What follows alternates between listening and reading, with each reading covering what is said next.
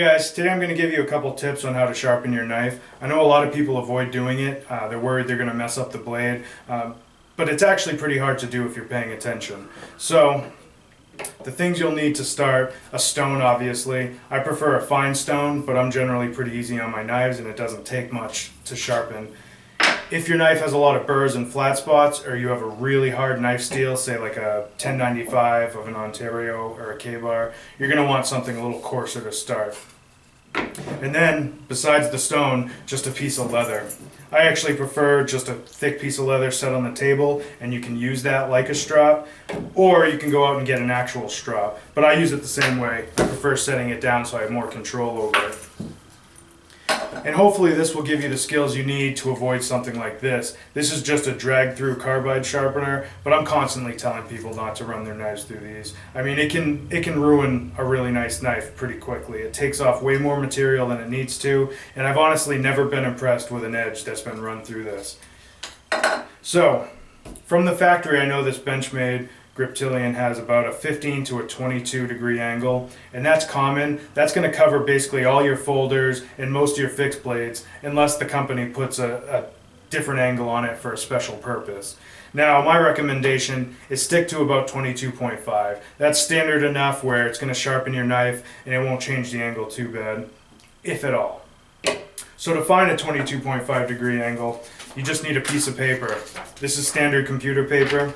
So you're going to take your piece of paper, lay it down, and fold it in this direction. Now that gives you 45 degrees. So you're going to take it, fold it again in the same direction, and that gives you 22.5 degrees. And this makes a great reference for most folders and most fixed blades. So you're going to take your stone, set it down, take your piece of paper, and put that on like there, and then take your knife and slide it down and remove the paper. Now that's going to give you the angle you should be running over the stone. If you find yourself wavering and forgetting how you should be holding your knife, bring it back in and remind yourself of the angle. You'll find after a few times that you can put the knife down by memory.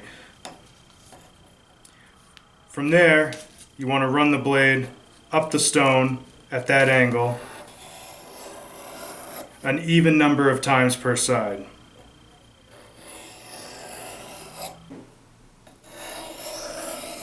Now, you want to check your progress after a couple sets.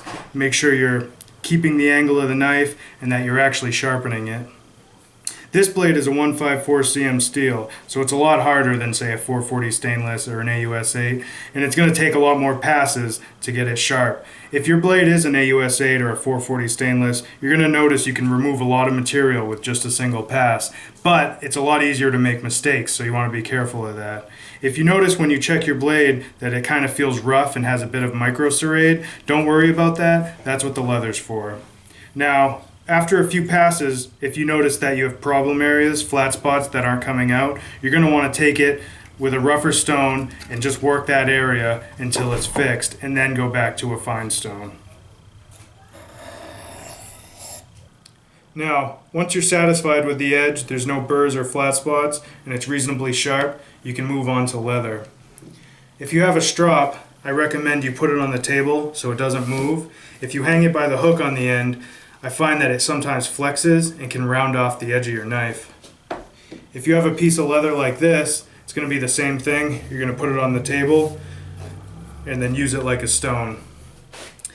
Now, to find the angle you need, you're going to rest your knife like this, look closely, and rock it just until the edge touches. And that's the angle you're going to use for each pass.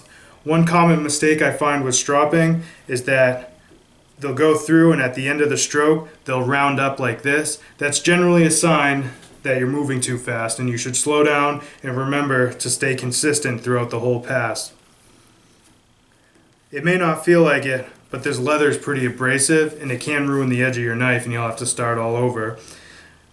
So, you're going to find the angle and then treat it like the stone, doing an even number of passes per side. This is only polishing, so it is going to take a little bit longer than the stone. But using leather like this is how you achieve shave sharpness. So once you're done with the strop, your knife should be quite sharp. as sharp as factory was, or maybe even sharper.